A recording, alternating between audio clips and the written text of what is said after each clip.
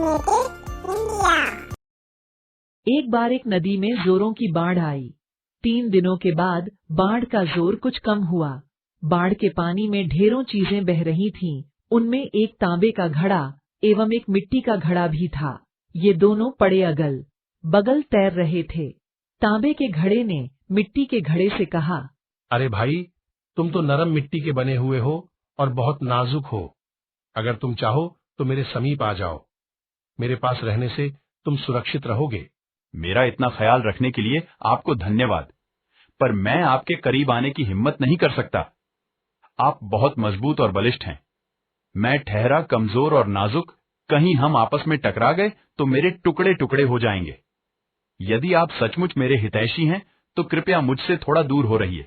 इतना कहकर मिट्टी का घड़ा तैरता हुआ तांबे के घड़े से दूर चला गया। ताकतवर पड़ोसी से दूर रहने में ही भलाई है। एक बार की बात है, एक जवान लड़का था।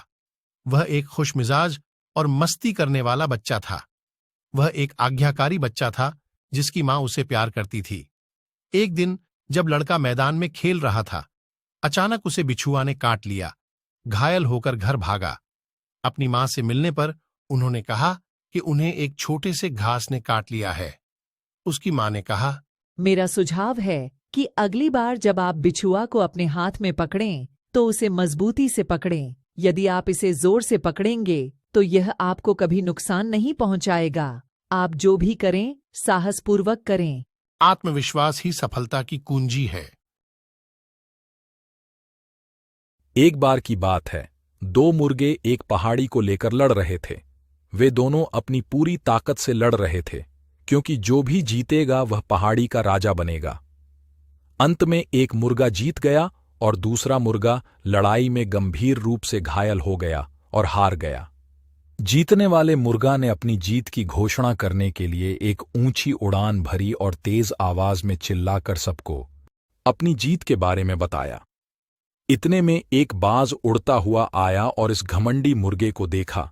उसने झपट्टा मारा और मुर्गे को पकड़कर दूर ले गया। दूसरा मुर्गा जो हार गया था, वह नीचे से सब कुछ देख रहा था। वह जल्दी से बाहर आया और खुद को पहाड़ी का राजा घोषित कर दिया। जरूरत से ज्यादा घमंड सेहत के लिए खतरनाक होता है। एक हिरण और एक कौवे बहुत अच्छे दोस्त थे। एक दिन कौवे ने हिरण को एक सियार के साथ देखा। सियार चालाक जानवर के रूप में जाने जाते थे, इसलिए उसने अपने दोस्त को चेतावनी दी। देख भाई हिरन, तू मेरा पक्का यार है।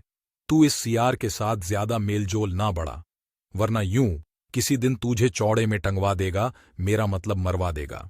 हिरण ने कौवे की चेतावनी को अनसुना कर दिया और सियार के साथ एक खेत में चला गया, जहां हिरण फंस गया। सियार ने उपहास किया, मेरी जान, आज तो तू फंस गया हिरण के बच्चे। मैं खेत के रखवाले को बुलाने जा रहा हूं, वो आवेगा, तेरी बोटी बोटी कर देगा। एक आध बोटी मुझे भी छकने को मिलेगी। हिरण रोया। कौवे ने अपने मित्र के रोने की आवाज सुनी और उसकी सहायता के लिए आया। उसने हिरण से यह नाटक करने के लिए कहा कि वह मर चुका है। सियार की आहट सुनते ही किसान आ गया। उसने देखा कि एक हिरण अपने जाल में मरा पड़ा है। उसने देखने के लिए जाल खोला, लेकिन हिरण भाग गया। गुस्साए किसान ने सियार को मारा और उसे भगा दिया। नैतिक शिक्षा: झूठे दोस्त घोषित दुश्मन से भी खतरनाक होते हैं।